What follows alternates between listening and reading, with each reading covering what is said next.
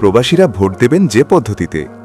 বিশ্বের বিভিন্ন দেশে থাকা প্রবাসী বাংলাদেশিদের কাছে ব্যালট পৌঁছানোর পর ভোট প্রদান শেষে সেটি রিটার্নিং কর্মকর্তার কাছ পর্যন্ত পৌঁছাতে সর্বনিম্ন 15 দিন থেকে সর্বোচ্চ 30 দিন পর্যন্ত সময় লাগতে পারে বলে জানিয়েছে নির্বাচন কমিশন বা ইসি। এ কারণে বিদেশে যে ব্যালট পাঠানো হবে সেখানে থাকবে নিবন্ধিত সবগুলো রাজনৈতিক দল ও জাতীয় নির্বাচনের জন্য ইসির নির্ধারিত প্রতীক। একই সাথে না ভোট যুক্ত থাকবে ওই ব্যালটে।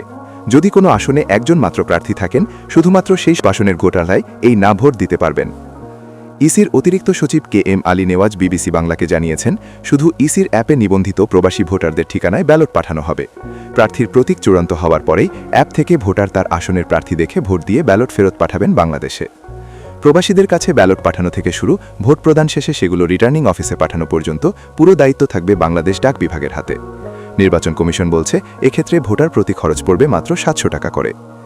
বিদেশে বসে ভোট দিতে অ্যাপে নিবন্ধনের জন্য প্রত্যেক ভোটারেরই লাগবে একটি করে আন্তর্জাতিক সিম কার্ড।